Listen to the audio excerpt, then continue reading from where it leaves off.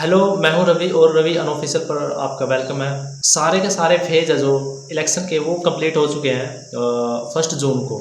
आज है 4 जून और 4 जून यानी आज रिजल्ट आने वाला है। जो वोटिंग है, वोटिंग की काउंटिंग पहले से शुरू हो चुकी है और आज रिजल्ट आना है। और रिजल्ट आने से पहले 1 जून को 7th फेज हुआ था, लास्ट का फेज हुआ था। उसके बाद 2nd जून और 3rd जून, पिछले 2 दिनों से, मतलब 1 और 2 जून, 2 दिनों से गोदी मीडिया पर जो न्यूज़ चलाई जा रही है एग्जिट पोल की, उस न्यूज़ में क्या दिखाया जा रहा है? वही दिखाया जा रहा है जो पहले 10 साल से दिखा रहे थे और पिछले 2019 के इलेक्शन में भी दिखा रहे थे। उसी तरह का कि मोदी जी एक भारी बहुमत के साथ आगे आने वाले हैं, भारी बहुमत के साथ जीतने वाले हैं।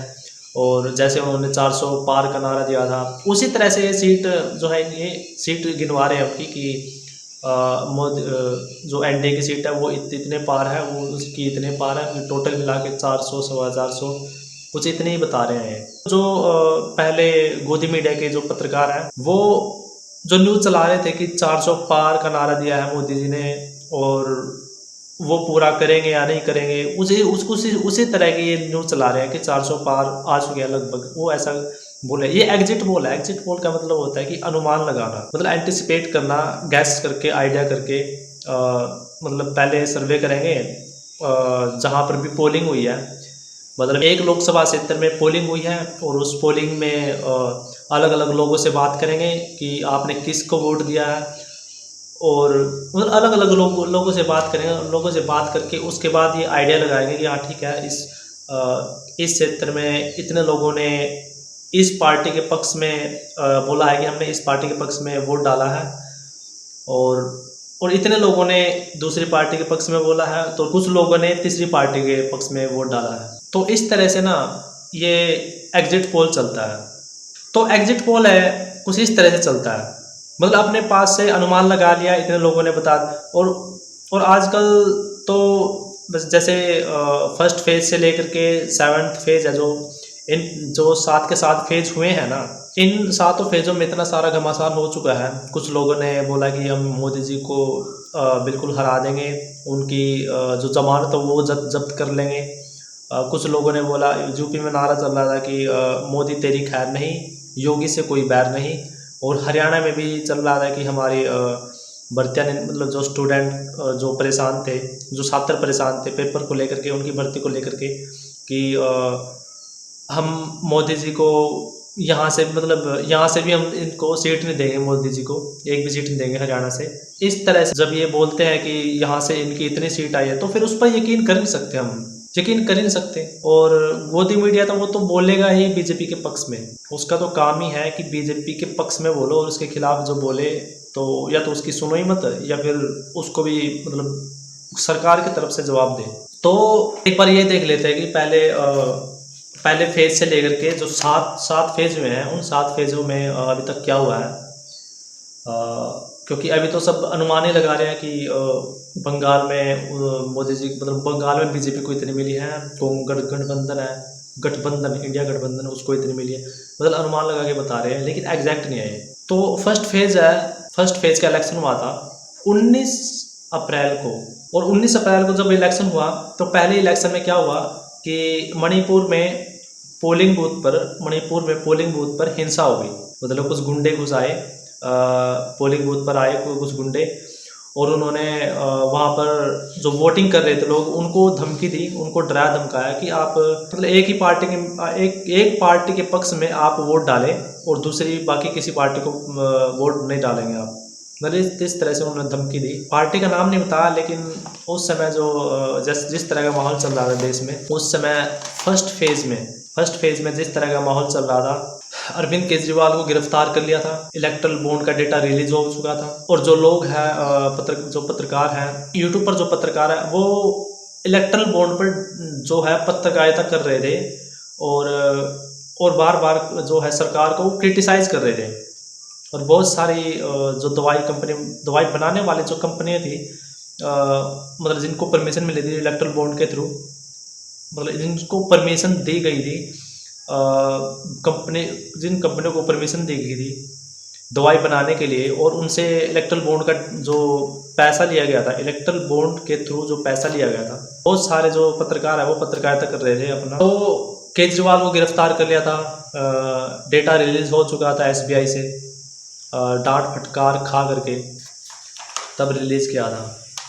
और उस समय तो मैं भी गया था अप्रैल में, आज ओके अप्रैल में तो मैं भी गया था एसबीआई में, वहाँ पे जाके देखा कि एलसीडी लगी हुई है वहाँ पे। मणिपुर में बूथ कैप्चरिंग हुई और ईवीएम को जलाया गया, तोड़ा गया, और एक जगह पे हवा में फायरिंग हुई एक बूथ पर। तब वहाँ से तमाल शाह है, एनटीटी उनका एक यूट्यूब चैनल है, और वहाँ से वो नॉर्थ ईस्ट से पत्रकारिता कर रहे थे। बंगाल से भी की उन्होंने पत्रकारिता, मणिपुर से भी की, और वो नॉर्थ ईस्ट से लगभग कवरिंग करते हैं जो इलेक्शन में जो कवर करते हैं, नॉर्थ ईस्ट से इलेक्शन की कवरिंग कर रहे थे, वो कवरेज कर रहे थे। तो उन्होंने बताया कि नॉर्थ ईस्ट में ही मोरंगप्पू और थमनापुम्पू, तो ये पोलिंग बूथ है। यहाँ पे बूथ कैप्चरिंग हुई है, हवा में फायरिंग भी हुई थी, और व्हाट्सएप पे ना इन्होंने एक व्हाट्सएप पर एक पिक्चर भी दिखाया था, जिसमें लिखा था बीजेपी तंगाल, जिसका मतलब था बीजेपी की वोट आर्मी, जिसमें लिखा था कि बीजेपी की वोट जो ऐसे क्रिएटिव बना के लोग व्हाट्सएप में दिखा रहे हैं, और व्हाट्सएप में इसका बेसिकली मतलब है बीजेपी वोट आर्मी। उनका कहना है कि बहुत जगह पे जहाँ पे बूथ रिगिंग हुआ है, वो आरोप है इन लोगों का, प्राइमरीली कांग्रेस वालों की, कि ये बीजेपी ने किया। लेकिन बीजेपी ने साफ साफ कहा कि इसमें उनका कोई रोल नहीं है, ये कांग्रेस गुंडा, मतलब एक तरफ से गुंडे लोग बोल रहे थे उनको, गुंडों को बीजेपी की वोट आर्मी, मतलब डरा धमका करके वोट लेना। और ये पोस्टर जारी किया गया था विपक्ष की तरफ से। और आगे बताते हैं कि इम्फाल में भी पार्टियों के एजेंट्स को धमका कर बाहर कर दिया गया, डरा धमका करके, और वोटर्स को धमकी दी कि एक ही पार्टी को वोट डालें। तो पीएम मोदी है, मणिपुर में हिंसा हुई थी एक बार, तो वहाँ पे नहीं गए थे। और अब जैसे इलेक्शन के टाइम पे फर्स्ट फेज में हिंसा हुई, वोटर्स को डराया धमकाया गया, और डरा धमका करके, और ईवीएम को भी तोड़ा गया, जला भी दिया गया। और फिर भी अब भी पीएम मोदी जा नहीं रहे वहाँ पे मणिपुर में। और मतलब जब इसकी कवरिंग हो रही थी तो लोग भी सवाल उठा ही रहे थे कि मणिपुर में मोदी जी जा क्यों नहीं रहे हैं। और मणिपुर में 2 लड़कियों के साथ गलत काम किया गया, मतलब उनके कपड़े उतरवा करके और उनको घुमाया गया और उनकी वीडियो बनाई गई। तो मोदी जी वहाँ पर भी नहीं गए, उस समय भी नहीं गए वहाँ पे। और अब ये बूथ कैप्चरिंग हुई थी, इस पर भी नहीं गए। और यूपी में फर्स्ट फेज में ही यूपी में कुछ पोलिंग बूथ्स पर एक ही कम्युनिटी के लोगों को लाइन में देखा पुलिस वाला ने, और पुलिस वाला ने उनकी आईडी चेक की कि वो उनकी आईडी क्या क्या है, उनके नाम वगैरह। तो मतलब यूपी में योगी जी की सरकार है, तो पुलिस उनके अंडर में काम करेगी, मतलब बीजेपी की सरकार है तो उसके हिसाब से काम करेगी। और यूपी जो एक स्टेट है, वो तो मतलब एक राम राज्य के नाम से जाना जाता है। तो फर्स्ट फेज में ये हुआ। और गुजरात में तो इससे भी अजीबोगरीब हुआ था, वहाँ पे तो इलेक्शन ही नहीं हुआ। गुजरात में सबको पता है कि सूरत में इलेक्शन होने वाले थे, जैसे इलेक्शन का टाइम आया, जो उनके कैंडिडेट, जो कांग्रेस के कैंडिडेट थे, उनका जो नॉमिनेशन है वो रद्द कर दिया गया। और जो बाकी के जो कैंडिडेट थे अपोजिशन के, उन्होंने भी सबने अपना जो नाम है वो विड्रा कर लिया, वो निकाल लिया नॉमिनेशन से। और बीजेपी का जो कैंडिडेट था वो जीत गया, मतलब सामने कोई होगा ही नहीं अपोजिशन में, तो उनको जीत दिला दी। और तो इलेक्शन कमीशन ने जीत दिला दी, और इस पर उस समय कोई कार्रवाई नहीं की थी। उस समय कोई कार्रवाई नहीं की थी। फर्स्ट फेज उस टाइम चल रहा था। तो फर्स्ट फेज में ये हुआ। और ये जो कांग्रेस के कैंडिडेट थे, उनका नाम नीलेश कुंभानी था। उनके जो सपोर्टर थे ना, उन्होंने जब साइन किया था सपोर्ट के लिए, तो उन्होंने मतलब अपने साइन है ना, जो वो मतलब पहचाने से मना कर दिया। उन्होंने बोला कि ये साइन हमारे है ही नहीं। तो इस तरह से उनका जो नॉमिनेशन वो रद्द कर दिया। और इस पर ना इलेक्शन कमीशन ने ना अच्छी तरह से ना तो कोई जांच पड़ताल की, ना इस पर कोई मतलब अपनी तरफ से कोई कार्रवाई की। तो ये था फर्स्ट फेज का इलेक्शन। 19 अप्रैल का था।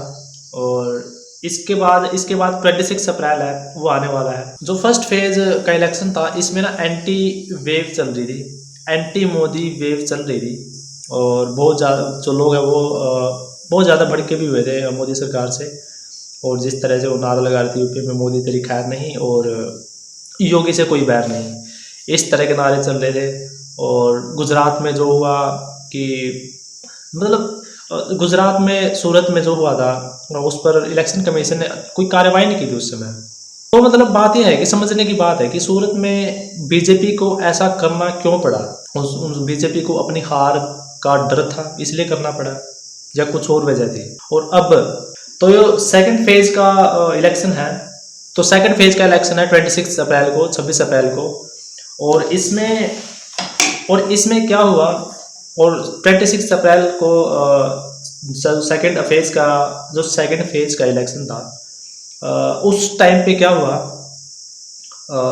उस टाइम पे जो प्रज्वल रेवान्ना थे जिनके लिए मोदी जी प्रचार कर रहे थे, उनके खिलाफ 2800 सीढ़ियाँ in form of pen drive वो जगह जगह पे बट रही थी और जगह जगह बट रही थी। तो उसके खिलाफ मतलब जो महिलाएं भी सामने आ गई, क्योंकि जिनके साथ उसने दुष्कर्म किया था, जो वीडियो बनाई थी, तो वो सामने आ गई। और जब उन पर बार बार, और फिर बीजेपी ने क्या किया कि उस जो प्रज्वल रेवान्ना था, ठीक है, ओके, मोदी जी उसके लिए प्रचार कर रहे थे और उसको ना डिप्लोमेटिक पासपोर्ट दे करके उसको भगा दिया जर्मनी। और ये पासपोर्ट ही ऐसा है कि वहां पे जाके उसको प्रोटेक्शन मिलेगी, सिक्योरिटी मिलेगी, एक हिसाब से हम बोल सकते हैं। और यहाँ पे रह के उसको, पहली बात तो उसको भगाने नहीं था, भगा दिया और फिर उसको लाने की बात नहीं कर रहे थे।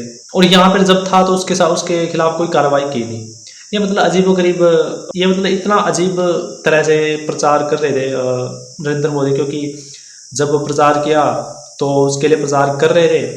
और प्रचार करने के बाद, और उसके बाद नरेंद्र मोदी ने इनके लिए एक शब्द भी नहीं कहा। मैंने नहीं सुना कोई भी शब्द किसी भी भाषण में उनके, और उनको भगा दिया, अपना जर्मनी भगा दिया। और सेकंड फेज के दौरान ही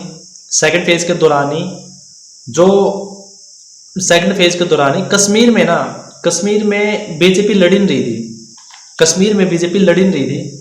वहां से मतलब बीजेपी ने अपना कोई कैंडिडेट रखा ही नहीं। और फिर उसके बाद मोदी जी का भाषण आया कि वो आपकी भैंस को खोल के ले जाएंगे। और जमीन के बारे में कहा था। गुजरात में जब उनका भाषण था तो उन्होंने जमीन के बारे में कहा था मोदी जी ने।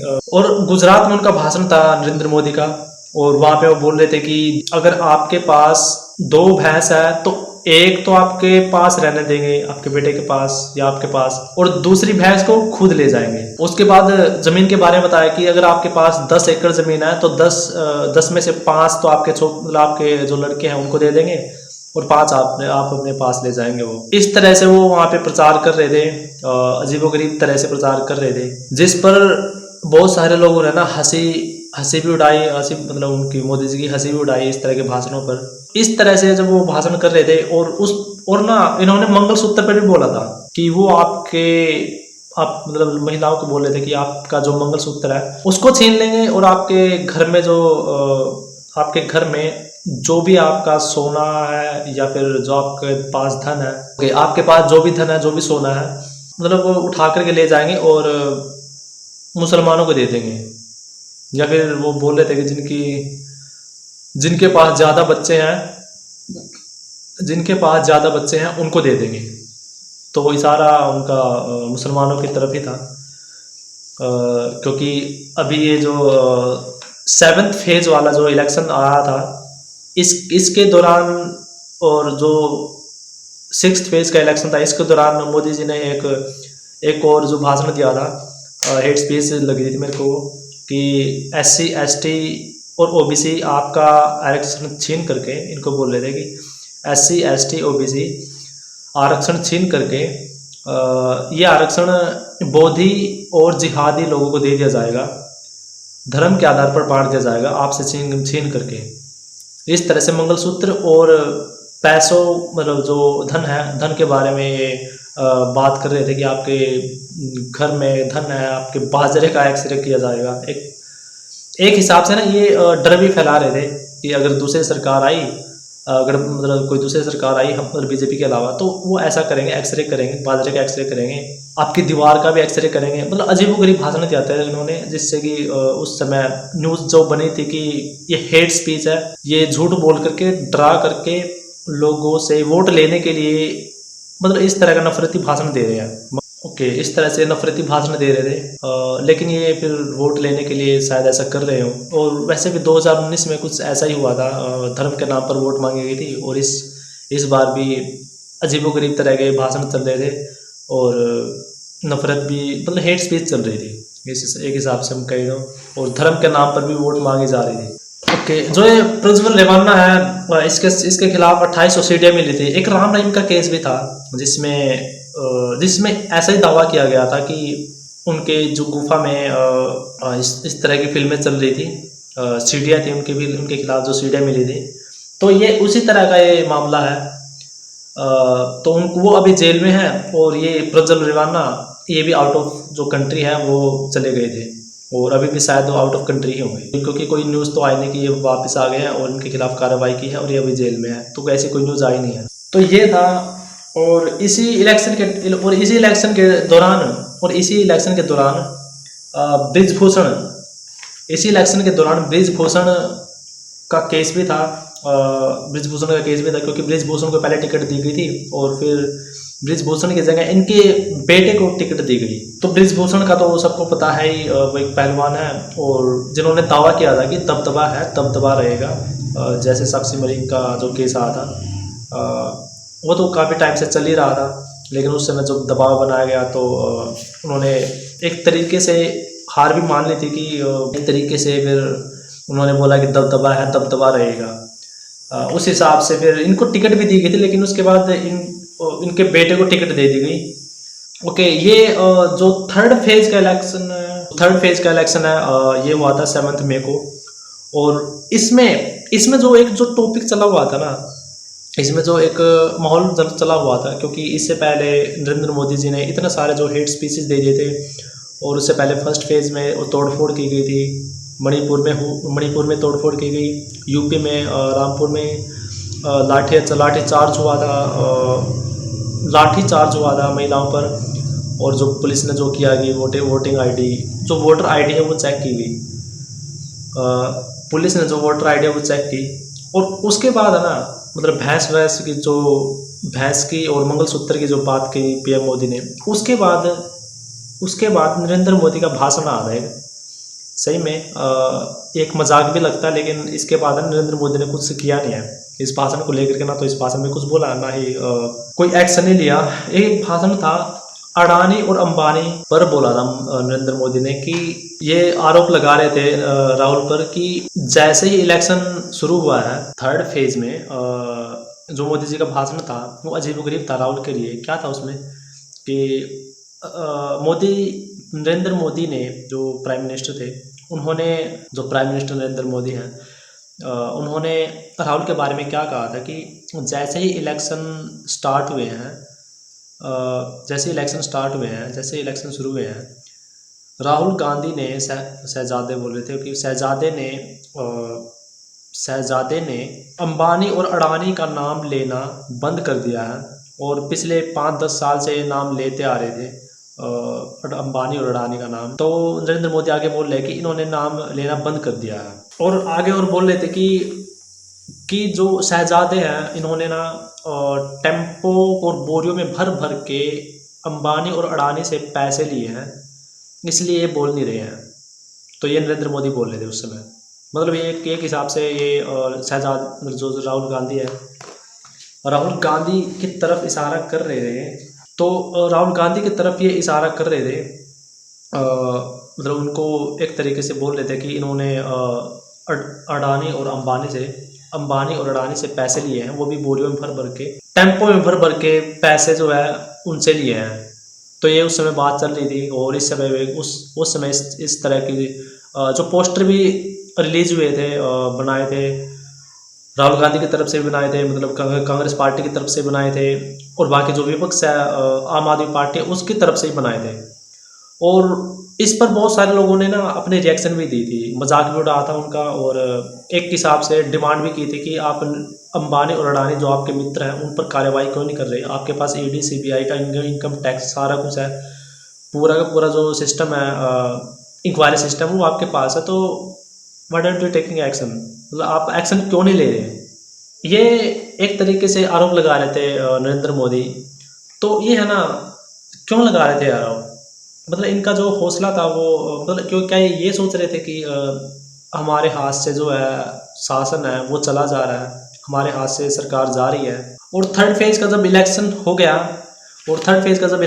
और इस इलेक्शन में, थर्ड फेज के इलेक्शन में एक सीट थी गांधीनगर की, और उस सीट पर, मतलब गुजरात की सीट थी, और उस सीट पर लड़ रहे थे अमित शाह जो कि हमारे गृह मंत्री। तो हमारे गृह मंत्री उस सीट पर लड़ रहे थे, और इस सीट पर उन्होंने क्या किया, राम की तस्वीर सामने लगा दी पोलिंग बूथ पर।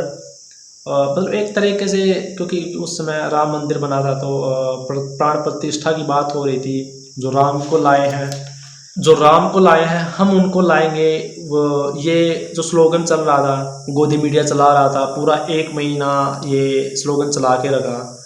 और क्योंकि गोदी मीडिया है ना, वो उन्होंने विष्णु का अवतार भी बता दिया उनको। ये जो थर्ड फेज का इलेक्शन था, मतलब जो जितने भी 7 फेज गए हैं इलेक्शन के, इनमें इन्होंने ऐसा ही किया है, जो राम को लाए हैं हम उनको लाएंगे, इस तरह के नारे लगे हैं। तो उस समय भी ना गांधीनगर की सीट से 16 कैंडिडेट थे, 16 कैंडिडेट को डराया धमकाया गया। उनको बोला गया कि आप इलेक्शन मत लड़ो, आप अपना नॉमिनेशन जो है वो अपना कैंसिल करो, कैंसिल कर लो, मतलब या फिर विड्रॉल कर लो, निकलवा लो, आप इलेक्शन मत लड़ो। डराया धमकाया गया। वहाँ पे कमल के निशान वाले पेन मिले हैं। इलेक्शन पोलिंग, मतलब जो पोलिंग बूथ है उस पर जो काम कर रहे थे उनके हाथ में ये पेन थे। मतलब एक हिसाब से ना मैनिपुलेशन किया जा रहा था उस समय भी, ताकि लोगों को ये दिमाग में डाला जाए कि पार्टी, मतलब अगर वोट देना है तो इस पार्टी को देनी है, मतलब इस तरह से मैनिपुलेशन किया जा रहा था। ये तब किया जाता जब ऐसा लगता हो कि हमें हार का डर है और हम हार रहे हैं, और हम लोगों के दिमाग में ये डाल दें कि हमारी पार्टी को वोट डाले और यही आने वाले हैं, तब ऐसा करते हैं वो। लेकिन बहुत सारे लोग उस समय भी सतर्क हो रहे थे, और वो हिम्मत, मतलब कुछ जो पोल्स हैं उन पर किया जा रहा था ऐसा। जैसे कर्नाटक का पोल था, कर्नाटक के जो कुछ पोलिंग बूथ से, और गुजरात का पोलिंग बूथ था, वहाँ पे राम मंदिर, वहाँ पे राम की तस्वीर लगाई गई। तो इस तरह से ये मैनिपुलेशन करने की जो कोशिश है वो कर रहे थे इलेक्शन को। और इसी थर्ड फेज के इलेक्शन, जो थर्ड फेज का इलेक्शन गया, इसी के दौरान एक घटना हुई थी। एग्ज़ाम की घटना हुई थी, जिसमें कि पेपर था, पेपर में एग्ज़ाम था, उसको चेक किया गया दोबारा से। उसमें जय श्री राम मतलब एक क्वेश्चन था ना फार्मेसी से रिलेटेड, उसमें जय श्री राम के नारे लिखे गए थे, क्रिकेटर्स के नाम लिखे गए थे, और उसको 9 नंबर दे दिए गए। क्वेश्चन के आंसर में यही लिखा गया था, 9 नंबर दे दिए गए। तो इस तरह से, और उसको पास कर दिया गया टीचर्स के द्वारा, यूपी का था ये। तो इस तरह से, क्योंकि प्राण प्रतिष्ठा हो चुकी थी, राम मंदिर की प्राण प्रतिष्ठा हो चुकी थी, और एक राम राज्य की जो बात है वो चल रही थी, और इस तरह से ये बिना आंसर लिखे पास कर रहे थे, सिर्फ जय श्री राम और क्रिकेटर्स के नाम लिख करके पास कर रहे थे बच्चों को, मतलब जो उनके क्वेश्चन पे। उसी के समय इन्वेस्टमेंट, उसी समय ना स्टॉक मार्केट और शेयर मार्केट के जो पॉइंट्स थे वो नीचे गिर गए थे। बीएसई सेंसेक्स के 1000 से ज़्यादा पॉइंट गिर गए थे। निफ्टी 50 के 350 के आसपास पॉइंट गिर गए थे। 345 के आसपास जो पॉइंट है वो गिर गए थे। इसी समय की बात है, ठीक है। कर्नाटका में भी पर्चियाँ जो है बांटी गई थी। कर्नाटका में भी बीजेपी की पर्चियाँ बांटी गई थी। इसमें बीजेपी का कमल का फूल था, और मतलब बीजेपी पार्टी का निशान था, वो पर्चियाँ बांटी जा रही थी। ये थर्ड फेज, मतलब फर्स्ट फेज गया, सेकंड फेज गया। थर्ड फेज में कोई इलेक्शन कमीशन की कोई भी प्रेस कॉन्फ्रेंस नहीं हुई है। जब इलेक्शन शुरू हुए थे उससे पहले एक प्रेस कॉन्फ्रेंस की थी इलेक्शन कमीशन ने। तो उन्होंने उस प्रेस कॉन्फ्रेंस में बात की थी कि ये जो इलेक्शन हो रहे हैं ये 9 फेजेस में हो रहे थे। मतलब बहुत ज़्यादा टाइम लग रहा था इनको, जून तक का टाइम लग रहा था। मतलब जो उन्होंने टाइम डिसाइड किया था कि ये जून तक का टाइम है, इतना ज़्यादा टाइम इसलिए ले रहे हैं क्योंकि बहुत सारे जो लोग हैं उनकी छुट्टियां होती हैं, उनको एडजस्ट करना पड़ता है, कहीं इनकी छुट्टी आ गई, उनकी छुट्टी आ गई, तो इस तरह से। तो ये 2 फेज़ हो चुके हैं। थर्ड फेज़ में भी इतना सारा जो कांड हो चुका है, सूरत हो गया कांड, और ये गांधीनगर का कांड हो गया, रामपुर, मतलब बहुत सारे हो गए कांड, मणिपुर का कांड हो गया, लेकिन इलेक्शन कमीशन ने कोई प्रेस कॉन्फ्रेंस नहीं की, कोई भी इलेक्शन नहीं लिया। तो 11 मई को है ना, ये जो थर्ड फेज का इलेक्शन था, ये 7 मई को हुआ था। और उस समय ना अरविंद केजरीवाल का केस चल रहा था, उनको गिरफ्तार भी कर रखा था। इलेक्शन के समय उनको ना इंटरिम बेल देने की बात की जा रही थी। तो 11 तारीख को अरविंद केजरीवाल को इंटरिम बेल दी गई। सुप्रीम कोर्ट ने इनको इंटरिम बेल दे दी। 21 दिन की इंटरिम बेल थी, 21 दिन की इनकी इंटरिम बेल थी। इलेक्शन के टाइम पे जो चुनाव प्रचार है वो करने के लिए इनको बेल दी गई थी कि ताकि ये इलेक्शन में पार्टिसिपेट कर सके। और क्योंकि इनको बिना किसी ठोस सबूत के गिरफ्तार किया गया था, तो इनको बेल दे दी गई। बेल देने के बाद इनको जब ये 1-2 दिन, मतलब अगले दिन, मतलब बेल से बाहर आने के बाद इनका जो भाषण था ना, तो इनका जो भाषण था उसमें क्या किया इन्होंने, जब बाहर आकर ये बोले, क्या बोले, नरेंद्र मोदी जो है अगले साल 2025 में सितंबर में 75 साल के यानी 75 ईयर्स के होने वाले हैं, और ये रिटायर हो जाएंगे। जब ये रिटायर हो जाएंगे तो इनके जगह पे पीएम कौन बनेगा। तो इस हिसाब से इन्होंने एक और भाषण दिया था कि तो पीएम, क्योंकि अगर ये पीएम बन गए तो ये योगी जी को रिटायर कर देंगे, मतलब योगी जी को हटा देंगे। इससे पहले इन्होंने खट्टर को हटाया था हरियाणा से, योगी जी को हटा देंगे यूपी से, और खुद ये रिटायर हो जाएंगे, तो बचेंगे कौन, अमित शाह। तो फिर ये, क्योंकि ये विपक्ष गठबंधन की सरकार में, मतलब गठबंधन से लड़ रहे हैं, गठबंधन करके आम आदमी पार्टी लड़ रही है। और अरविंद केजरीवाल ये पूछ रहे थे बीजेपी को कि आपका प्रधानमंत्री कौन होगा, आपके प्रधानमंत्री के जो कैंडिडेट है वो कौन होंगे जब ये नरेंद्र मोदी रिटायर हो जाएंगे, क्योंकि 75 ईयर्स की जो एज है वो रिटायरमेंट के लिए फिक्स की गई थी बीजेपी में, जैसे ये बोल रहे थे। और उस समय बीजेपी, उस समय अमित शाह ने भी बताया था कि ऐसा कोई प्रावधान नहीं है, लेकिन फिर पिछले कुछ भाषण उठा करके देखे तो क्योंकि अरविंद केजरीवाल ने भी 2-3 के नाम लिए थे, अडवाणी का नाम लिया था क्योंकि उनको रिटायर कर दिया गया था।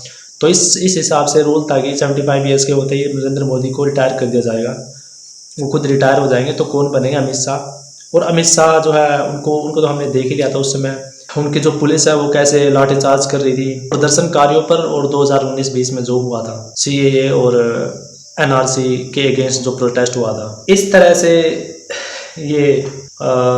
से ये राजनीति चल रही थी उस समय थर्ड फेज के दौरान। और फिर ये आगे बोलते ये बोलते रहे थे कि अमित शाह को प्रधानमंत्री बनाने के लिए वोट मांगी जा रही है। तो उस समय फिर एक हिसाब से फिर लोगों में एक क्वेश्चन मार्क है, जो क्वेश्चन आ गया था सामने कि क्योंकि अरविंद केजरीवाल ने जो एक क्वेश्चन कर दिया था, तो फिर लोग पूछ रहे थे कि पीएम नरेंद्र मोदी के बाद अगले पीएम कौन होंगे, पीएम के कैंडिडेट कौन होंगे बीजेपी पार्टी से, अगर बनती है तो सरकार बीजेपी की। तो इस तरह से जो उस समय देश के लोगों की जो मानसिकता बदली थी नरेंद्र मोदी के प्रति और बीजेपी पार्टी के प्रति, क्योंकि जो अरविंद केजरीवाल वो भी बाहर आ गए थे। और उस समय जिस तरह की राजनीति चल रही थी, क्योंकि उनको बेल दी नहीं जा रही थी और डाइट वगैरह की बात उनकी चल रही थी, क्योंकि वो शुगर डायबिटीज़ के पेशेंट है। तो अब आ जाते हैं हम फोर्थ फेज के इलेक्शन में। फोर्थ फेज का इलेक्शन 13 मई को हुआ था, और 13 मई यानी 13 मई को हुआ था। और इसी इलेक्शन के टाइम पे पीएम मोदी ने इंटरव्यू दे डाले, कभी इस चैनल को इंटरव्यू, कभी उस चैनल को, मतलब एनडीटीवी को भी इंटरव्यू, इंडिया टुडे को भी इंटरव्यू, बहुत सारे जो चैनल है उनको इंटरव्यू दे रहे थे। वाराणसी से ही सांसद के उम्मीदवार के लिए वो खड़े होते हैं, वाराणसी से ही यूपी में वाराणसी पड़ता है। तो उस समय ना श्याम रंगीला एक कॉमेडियन है, जो वो पर्चा भरने की बात कर रहे थे वाराणसी से ही। तो श्याम रंगीला नॉमिनेशन फाइल करने की बात कर रहे थे, और वो बात कर रहे थे कि मेरा जो नॉमिनेशन फाइल है वो होने नहीं दिया जा रहा। मतलब ये किस तरह का रूल है। और वो और आगे बोल रहे थे कि मेरा तो चल छोड़ो, मैं तो अभी आया हूँ, इससे पहले 8 बजे से जो लाइन में लगे हुए हैं, जो 6-7 घंटे से लाइन में लगे हुए हैं, वही यहाँ पे रो रहे थे। उनका ही नॉमिनेशन फाइल है जो वो भरने नहीं दिया जा रहा था। तो वो आगे और भड़क गए थे कि ये इस सीट पर, वाराणसी की सीट पर क्या नरेंद्र मोदी नरेंद्र मोदी उनके सामने कोई नहीं होगा, इस हालात में लड़ने वाले हैं। मतलब यहाँ पे सिर्फ नरेंद्र मोदी ही होंगे, बस उनको ही वोट आएगी, उनको ही वोट जाएगी तो उनको ही वोट जाएगी, इस तरह से वो लड़ाना चाह रहे हैं। तो ये भड़क गए थे, और आगे ये बोल भी रहे थे कि इस तरह का इलेक्शन नहीं होता, क्योंकि सूरत में एक बार हो गया था। तो उसके बाद ये हो सकता है कोशिश कर रहे हो कि यहाँ से भी बिल्कुल अगर सामने कोई ना हो, ताकि वोट नरेंद्र मोदी को ही जाए। तो वहाँ पे जो श्याम रंगीला है, इनका नॉमिनेशन है जो भरने नहीं दिया गया था। और उसके बाद 4th फेज के दौरान ही जौनपुर में बीजेपी के कार्यकर्ता और पत्रकार भी थे, इन पर गोली चलाई गई। तो जौनपुर में क्या हुआ, जौनपुर में जो बीजेपी के कार्यकर्ता भी थे और ये पत्रकार भी थे, इनको मार दिया गया। तो इन पर हमला किया गया, और एक और पत्रकार पर हमला किया गया। प्रतापगढ़ में भी पत्रकार बसंत कुमार पर गोलियां चलाई गई और इनकी हत्या कर दी गई। तो यूपी में हरदोई में बीएसपी के एजेंट पर हमला किया गया। जब वो वोटिंग करवा के आ रहे थे घर पे, तो रास्ते में उन पर हमला किया गया। कुछ ब्राह्मण समाज के लोगों ने उन पर हमला किया, और वो पहले से ही खाद लगा के बैठे हुए थे। और जब उनकी पत्नी ने उनको छुड़ाने की कोशिश की गई, तो उन पर भी हमला किया गया, और इसमें यदुवंत की मौत हो गई, और इनकी पत्नी जो है वो घायल हो गई थी। तो यूपी में ये गुंडागर्दी चल रही थी। तो ये गुंडागर्दी करके इलेक्शन को एक तरीके से बायस करने की कोशिश कर रहे थे और मैनिपुलेट करने की कोशिश कर रहे थे। और इससे पहले 2019 के इलेक्शन के दौरान भी कुछ ऐसा ही हुआ था, गुंडागर्दी हुई थी।